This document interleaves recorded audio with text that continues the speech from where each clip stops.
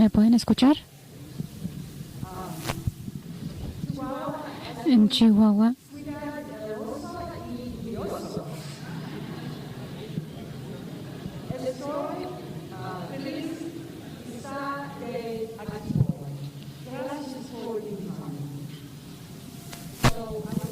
Entonces yo voy a empezar a hablar en inglés, con el cual me siento más cómoda.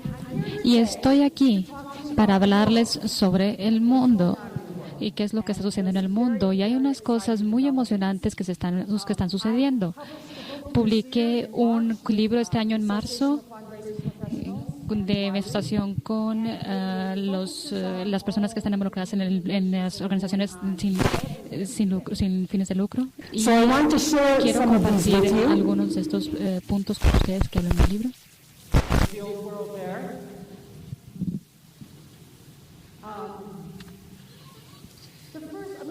Voy a hablar sobre 7 tendencias. La primera tendencia que está moviendo ahorita es el gran crecimiento de riqueza, y eso se aislaba antes con los mundos de Estados Unidos, Europa y Japón, y actualmente está en todo el mundo.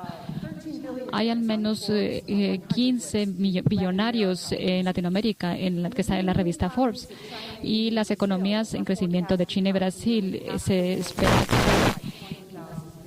que para el 2015 sean las economías más grandes del mundo. Estados Unidos aún tiene muchos millonarios, seguido de Japón y de China, con 5.9, y Qatar, en los Emiratos Árabes Unidos, tiene 143 individuos con activos de más de $1 millón de cada 1,000 casas, seguido por Suiza, Kuwait y Singapur. El Estados Unidos aún tiene millones pasado, pero la mayor densidad de millonarios fue en Hong Kong, seguido por Suiza. Pero lo más significativo es de que hay mucho más millonarios en el mundo nuevo que en el mundo viejo, y esto está aumentando. Ahora, antes de continuar, quiero dar más contexto a esto. Quiero mostrarles un video pequeño sobre qué es lo que está sucediendo en el mundo en los últimos 200 años en 4 minutos. Y esto fue dado por Hans Rosling. El video, por favor.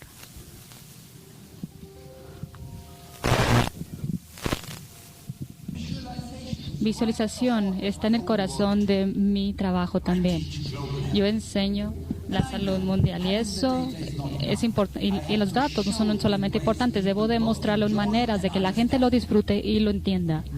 Ahora, voy a intentar algo que nunca he hecho antes: animar los datos en espacio real, con un poco de ayuda técnica del equipo.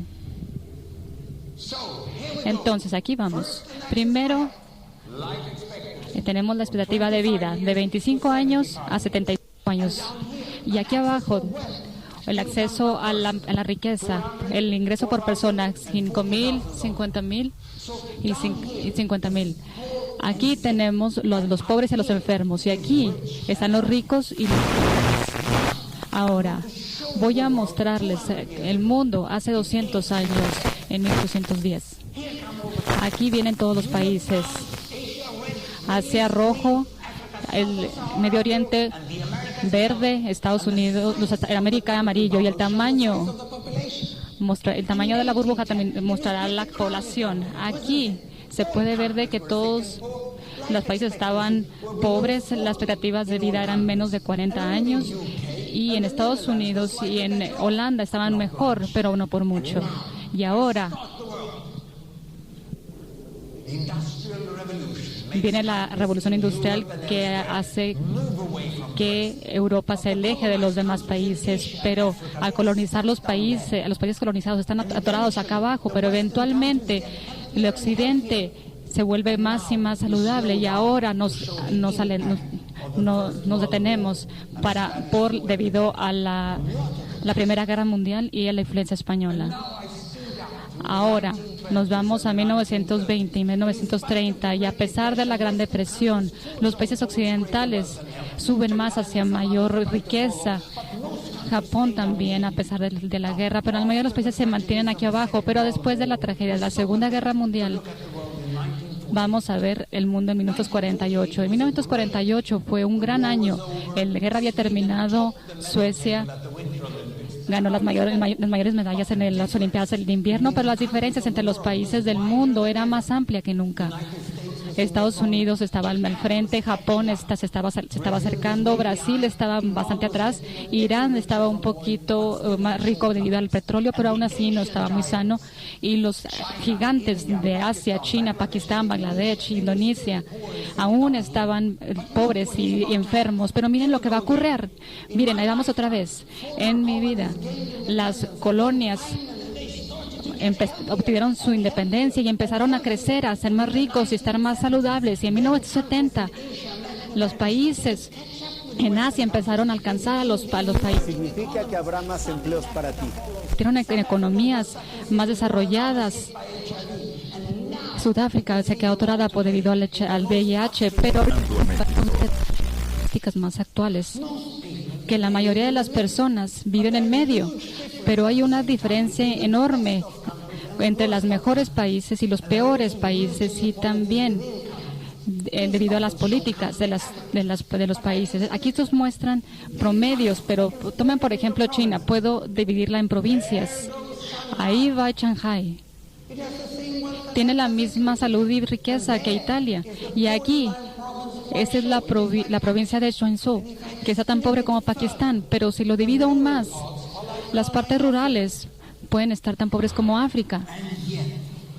Y a pesar de esta disparidad enorme que hemos visto, 200 años de progreso enorme, que ahora estamos viendo ahora que estas diferencias se han cerrado y ahora nos hemos convertido en un mundo más junto, y veo un futuro mucho mejor. Es posible que todos puedan llegar a la esquina de los más saludables y más ricos. Bueno, lo que acaban de ver en los últimos minutos es la historia de 200 países que se muestran durante 200 años. Es bastante bueno, ¿no les parece?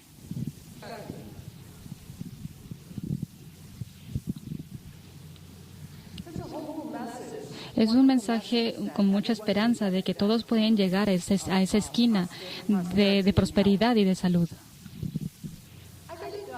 Creo que tengo una pregunta que se relaciona con la riqueza y con el crecimiento de la riqueza.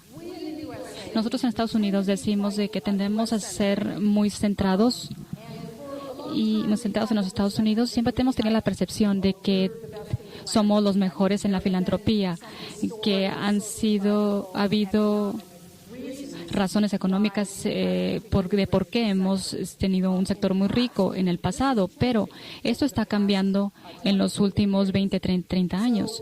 Entonces, si preguntan quién es el número uno, pueden obtener diferentes respuestas de diferentes fuentes, y en parte viene a que hay varias organizaciones que producen reportes creíbles sobre el estado de la filantropía en todo el mundo y calculan esto de manera diferente. Entonces, el Instituto Hudson, ellos aún dicen que Estados Unidos es el número uno, pero la manera en que lo cuentan es de que incluyen las donaciones diásporas. El 40% es entre la gente mexicana y sus parientes en Estados Unidos, que son como $2,000 millones. Y esa es nuestra relación con ustedes. Nos ha permitido decir que somos el número uno en esta área en especial. Sin embargo, otro índice dice que Australia es el número uno, y esto incluye el voluntariado y ayudar a un extraño. Entonces, no solamente con remesas, no solamente con dinero, sino con otros índices de filantropía.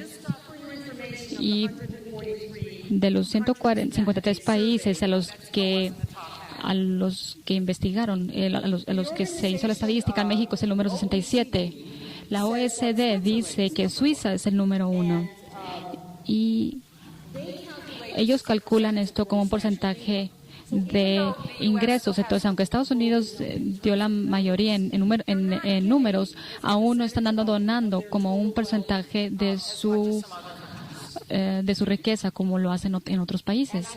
Y tengo otro índice, y esta es el índice de Big Mac de filantropía de 2013.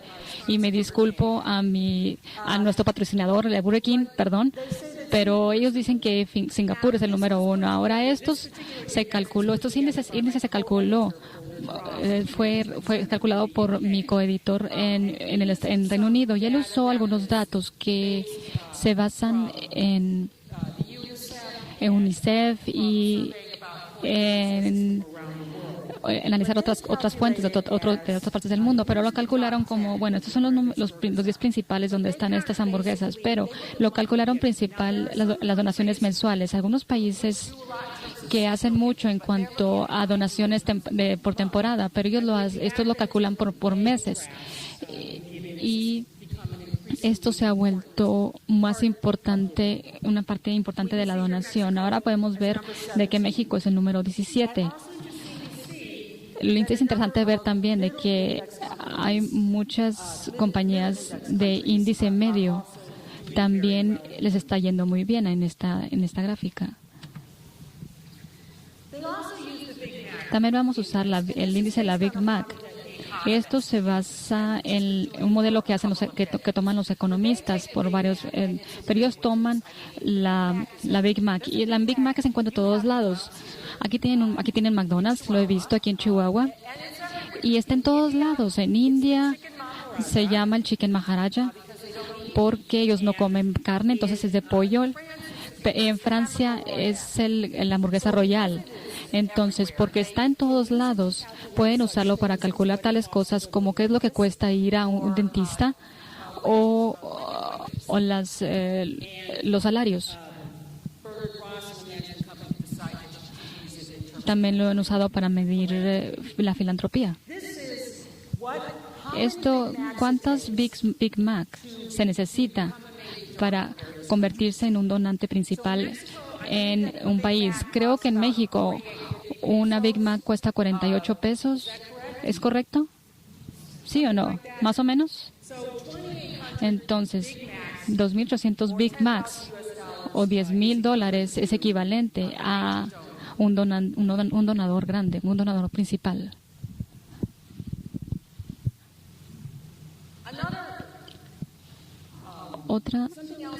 Algo más de que se relaciona con el crecimiento de la riqueza es la promesa de donar.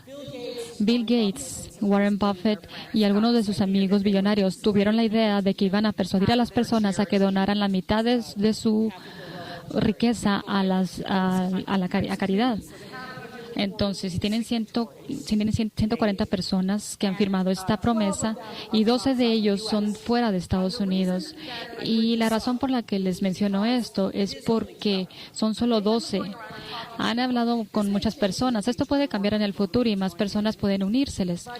Pero dice que las personas no necesariamente se unen a ellos en cuanto a la filantropía y la dirección que el Estados Unidos les indica. La gente tiene sus propias ideas sobre cómo sus sociedades deben apoyar las cosas o deben apoyar las beneficencias y cuidar de sus pobres y de su salud y otras cuestiones.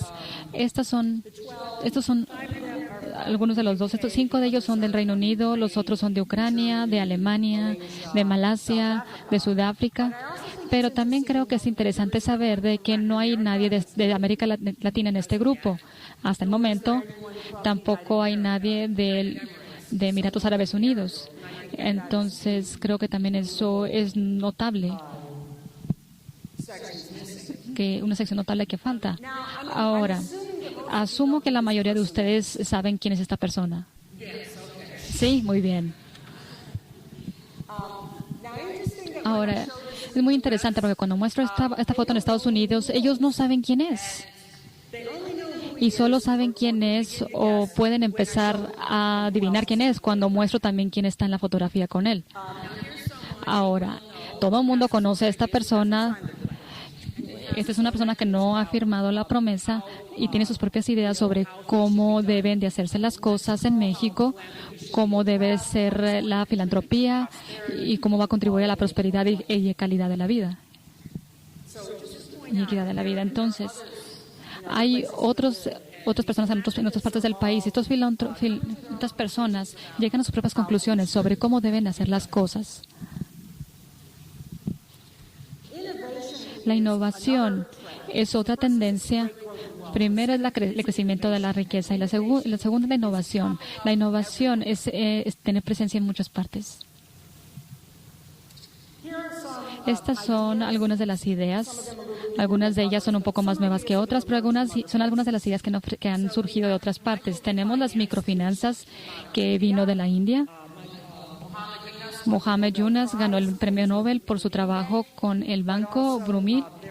Y hay también otro grupo del que voy a hablar dentro de poco, llamado BRAC, que nació primero en India y ha hecho mucho en cuanto a las microfinanzas. Y luego está la cara a cara, que es el financiamiento en calles, que empezó en Suiza. Esto viene de México. Hay,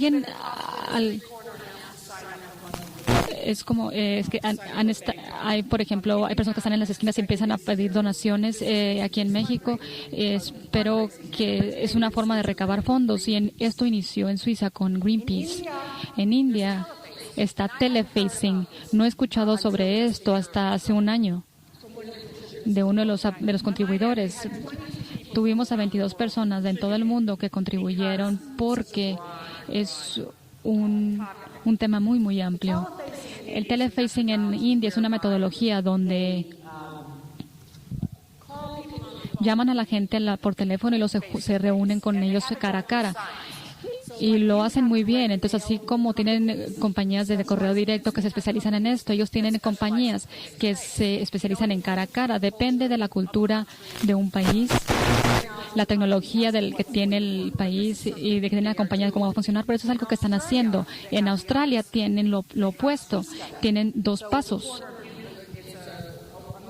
Es un medio de usar la recabación de fondos en la calle, de cara a cara, y dar seguimiento por teléfono. Por eso se le llama 2 pasos. Y esto es muy preciso como en la forma en que lo hacen.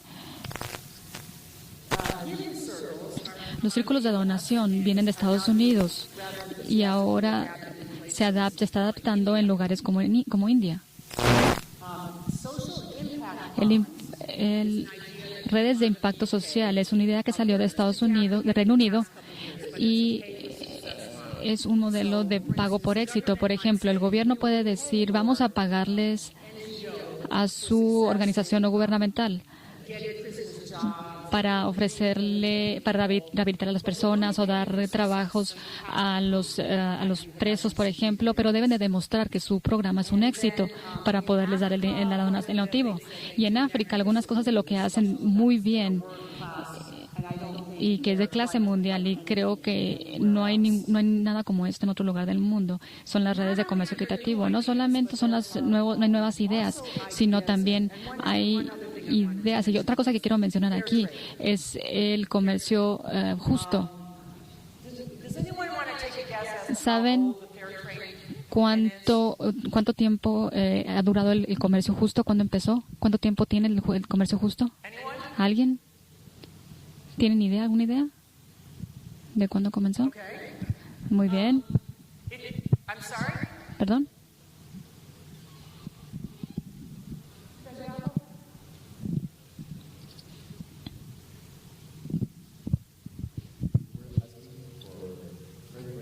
Estás hablando sobre comercio justo y por cuánto tiempo ha estado el comercio justo. El nuevo concepto creo que alrededor de 20 años más o menos. Bueno, tiempo trabajando con esto, pero te le agradezco que me hayas sido valiente para darme una respuesta. Pero sí, 20 años es algo bueno, pero de hecho el comercio justo tiene 60 años ya de estar implementado, pero sí empezó en África, y Esto es algo que ahora se le ha dado nueva luz y se ha pensado a fondo en diferentes áreas. Entonces, una tragedia terrible en India de las prendas, donde mucha gente se murió. Entonces, mucha gente toma esta idea y la aplica no solamente para los productos alimenticios, sino también para la industria de la ropa. Entonces, vino de alguna otra parte y ha tenido éxito y ha dado vuelta al mundo. Pero donde las cosas han florecido y donde las ideas les está dando nueva vida, son algunos de estos ejemplos. Las donaciones individuales en Corea. Corea tiene una economía que está yendo muy bien actualmente. Y las donaciones individuales, les voy a mostrar una gráfica, pero las donaciones individuales son más que las donaciones corporativas. Y esto es muy inusual, porque en una cultura donde la filantropía moderna es algo nuevo, generalmente las donaciones corporativas es donde salen mejor, pero es interesante poner atención a lo que están haciendo. En Japón, las donaciones planeadas es algo que vigilar. La sociedad está envejeciendo rápidamente y entonces están haciendo las donaciones planeadas. Estoy haciendo la distinción entre la caridad. La caridad es algo antiguo. La caridad está en todos nosotros. La caridad está en todas las religiones. Está dentro de nosotros. Y la filantropía moderna, que es más secular, que se aplica a cosas como el arte y la cultura y más ampliamente. Algunos otros lugares donde creo que llaman la atención o que merecen su atención son Brasil, en cuanto a las donaciones corporativas, porque son muy sofisticadas. Entonces, en contraste con Estados Unidos, que se trata de dar donaciones a sociedades civiles, en Brasil usan una tecnología para las donaciones corporativas. La mayoría de los países desarrollan estos tipos de donaciones y luego las llevan a que el gobierno las adopte. Entonces, este es un nuevo modelo que parece funcionar muy bien, pero es muy fuerte en Brasil. India está a punto de experimentar un CRI. Actualmente tiene una legislación que se va a poner en práctica. El gobierno les exige que gasten al menos 2% de sus ganancias en donaciones. Estiman que en un año se va a hacer 3,000 millones de dólares. Y todo el mundo está pensando cómo van a aprovechar esta oportunidad increíble. Entonces será interesante ver las lecciones que pueden aprender de esto debido a esta situación única. Algunas cosas están emergiendo como algo muy fuerte ahora en Chile. La recaudación de fondos de puerta a puerta les va muy bien. Hay una organización llamada es una organización religiosa que pueden presumir que 10% de la nación son donantes. Y creo que son donadores, perdón. Y creo que cualquier organización no gubernamental le gustaría decir que el 10% de su población son donantes. Y la forma en que hacen esto es de que las mujeres de mi edad que tocan de puerta a puerta y recaban fondos y funciona en su cultura y les funciona a ellos y así ha tenido mucho éxito. El correo directo en Australia es la metodología número 1. Tienen mucho éxito con esto y a pesar del hecho de que, a diferencia de lo que tenemos en Estados Unidos, hay una tarifa en el correo para mandar el correo directo para recabar fondos. Ahora, en la investigación que hicimos en Latinoamérica, México, Colombia y Argentina son conocidos por el rol de los consejos en la filantropía, parte de la tradición, pero sus consejos son los líderes en muchas partes del mundo. Y creo que los gobiernos la gobernanza necesita explorarse un poco más debido a que hay incidentes aislados de una gobernabilidad excelente, pero creo que muchos lugares luchan mucho para tener la calidad de gobernabilidad que deberían de tener. En muchos lugares la cultura no les ayuda mucho. Hay algunos lugares en Asia donde no pueden tener límites de término porque porque es una vergüenza tener que salir ser expulsados del consejo, porque es una vergüenza para ellos. Entonces tienen retos muy difíciles.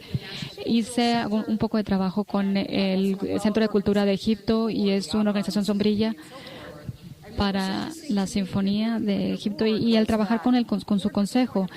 El consejo fue nombrado por el gobierno, pero 99% del consejo eran generales, generales egipcios jubilados. Entonces ellos eran los que estaban a cargo del consejo y tiene sus pros y sus contras. Tenían la cultura de centro cultural más limpia que he visto. Tenían la mejor seguridad del mundo. Entonces hay algunas ventajas a esto, pero no era un lugar que daba la bienvenida. Era más bien como una ciudadela militar. Y quizá podrían ver con su consejo, la composición del consejo de manera diferente, y eso les podría beneficiar más de esa manera. Quiero hablar un poco más sobre África porque mucha gente no lo hace. Creo que mucha gente lo encuentra interesante porque no hay mucha información acerca de lo que está ocurriendo en ese continente. Esta foto es el maratón Masai Mara. Masai son la tribu de personas muy, muy altas y hay otros eventos de este tipo.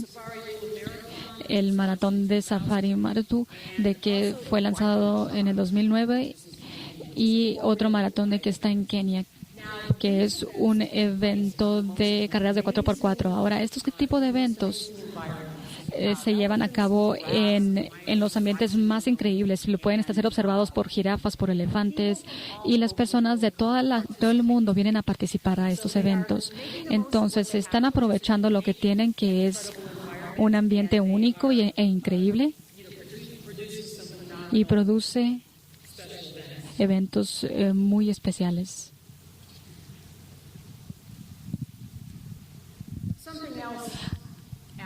Otra cosa que África e India están haciendo muy bien es la recabación de fondos por teléfono celular.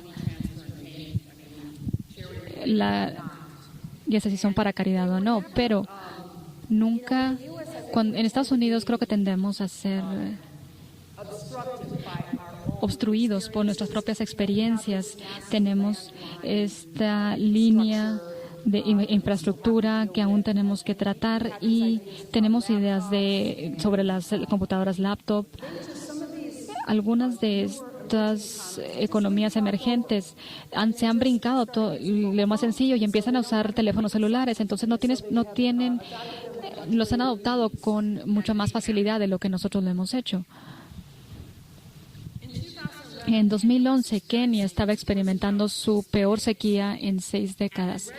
Y la Cruz Roja implementó la campaña para Kenia. Entonces, involucraron a los medios de Kenia y a las empresas de Kenia y empezaron a recabar $6 millones en 4 semanas, pero recabaron el doble de eso. Ahora, la mayoría del dinero fueron aportaciones por servicios de UCash, y esta es publicidad de UCash. Ahora, lo que también creo que es especialmente interesante de esto y algunos de los usos de la tecnología es de que debido al uso de teléfonos celulares, la persona podía dar tan poco como 12 centavos. Entonces, hasta los pobres estaban facultados para participar y hacer algo por su país. Y creo que esto es algo que da buenas esperanzas para el futuro, porque la mitad de la gente de Kenia gana menos de $2 al día, y aún así apoyaron a su país y enfrentaron sus problemas en cuanto a la hambruna. Las cosas que están ocurriendo en lugares como África, que tradicionalmente han sido receptores, naciones receptoras. Entonces, la ayuda internacional llegó, por ejemplo, a Corea. Pero les está yendo mejor. Hay gente africana que tiene más activos y hay una clase media que está creciendo y que esta clase media va a crecer a 42% en el futuro. Ahora, la ayuda internacional ha estado presente en muchos otros países y parece que les va a ir muy bien si continuamos operando aquí y darles dinero. En algunos casos lo que están haciendo es de que están tornando a los países receptores en países donantes. Y de ellos voy a hablar un poco más adelante, pero la visión mundial es una organización de alivio mundial que empezó hace casi 30 años para dar ayuda a los niños coreanos después de la guerra de Corea. Pero no dan dinero en Corea, sino que recaban los fondos en Corea, y Corea es uno de los principales donantes que tienen. Ahora, hay un estereotipo de que el norte es rico y el pobre sur, y eso ya no es cierto, sino que está al revés ahora. ¿Por qué? Porque la clase media se está enriqueciendo y la gente pobre se les está facultando para poderse ayudar a sí misma, para poder ayudar a sus sociedades. Y eso es lo que está cambiando la manera en la que nosotros vamos a considerar esto ahora. Kenia y otros países africanos están donando fuera de África. Entonces, sí les importa. Y la generosidad, y por supuesto, está en todos lados. En Kenia es el espíritu de la filantropía, y se le dice de otras formas en muchos lugares. Esto es en Corea, lo mencioné antes, cómo es que los donativos individuales son mejores que los corporativos. La línea de arriba son los donativos individuales y se puede ver cómo son mayores a los corporativos. Ahora, esto es por un periodo corto donde no había en cualquiera de estos. Parte de la razón por esto es de que valoran educación superior. Tienen muchas universidades en Corea y entonces han tomado la campaña de capital tradicional, muy parecido a lo que hizo la Universidad de Monterrey aquí, y han tomado esto y lo aplicaron ahí. Hacen estas campañas a gran escala para los hospitales también. Entonces están demostrando de quién es el que se beneficia más con los donativos individuales y quién no se beneficia.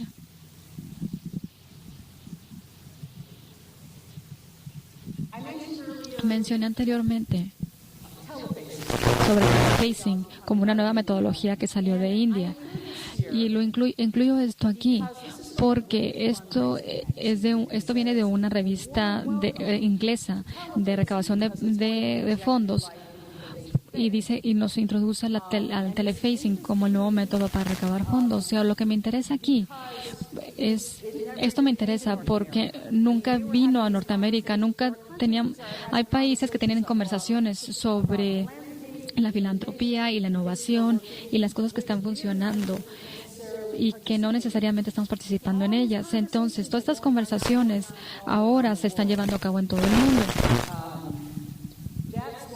Es por eso que algo de lo que les sugeriría es de que tenemos que poner atención más allá de nuestras fronteras cercanas, según sea el caso. Usha Menon, ella es la individua que escribió el capítulo hindú y contribuyó al capítulo de hindú, y esto les muestra cuál es una clara idea, es una idea clara de lo que es el telefacing.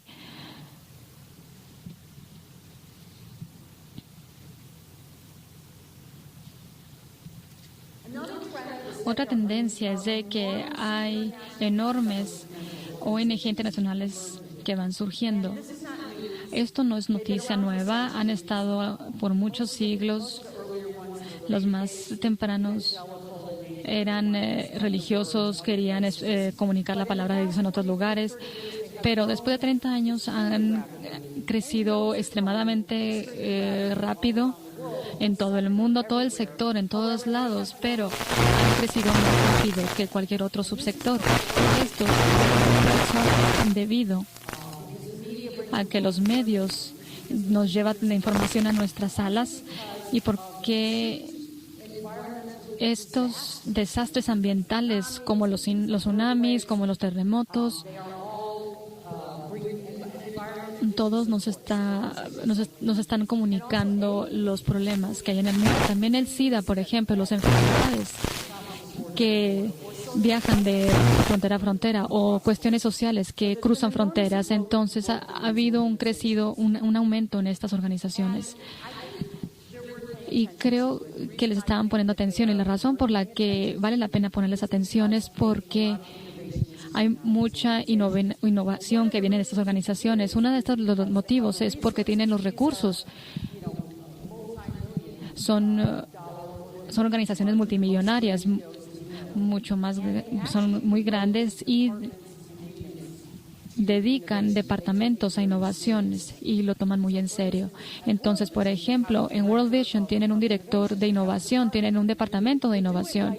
Lo hacen como las corporaciones y como negocios. Es investigación y desarrollo y lo toman muy en serio. Si algo no funciona, lo descartan rápidamente. Estas son 4 de las organizaciones. World Vision, como les mencioné anteriormente, empezó hace 30 años en Seattle para ayudar a los coreanos, a los huérfanos coreanos después de la guerra de Corea, y hacen muchas más otras cosas aparte de eso. Entonces, una organización basada en la fe, y lo que es interesante para mí es que 30 años después recaban más fondos fuera de Estados Unidos que dentro de Estados Unidos. Y lo que también es interesante es de que tomaron la decisión para cambiar su sede a Londres, y hay más organizaciones no gubernamentales en el Reino Unido que en Estados Unidos, pero actúan como una corporación internacional. Piensan cuál es el mejor lugar donde podemos operar y cuál va a ser mejor para nuestro negocio. Los Doctores Sin Fronteras es algo nuevo. Es francesa, pero está en crecimiento como una organización no gubernamental. Luego tenemos la Cruz Roja, que fue iniciada por un empresario suizo, y creo que todo el mundo aquí conoce cuál es el trabajo de la Cruz Roja en el mundo. Pero voy a adivinar que muchos de ustedes no han escuchado hablar sobre BRAC. Y BRAC es interesante por varias razones. Aunque Muhammad Yunus, con el Banco Grameen, que ganó el premio Nobel, que fue reconocido por las microfinanzas, fue BRAC el primero que hizo esto, y es BRAC el que hace más en cuanto a microfinanzas en Bangladesh. Entonces, usa como $1 millón en BRAC. Entonces, sus escuelas primarias educan a 11 millones de niños de Bangladesh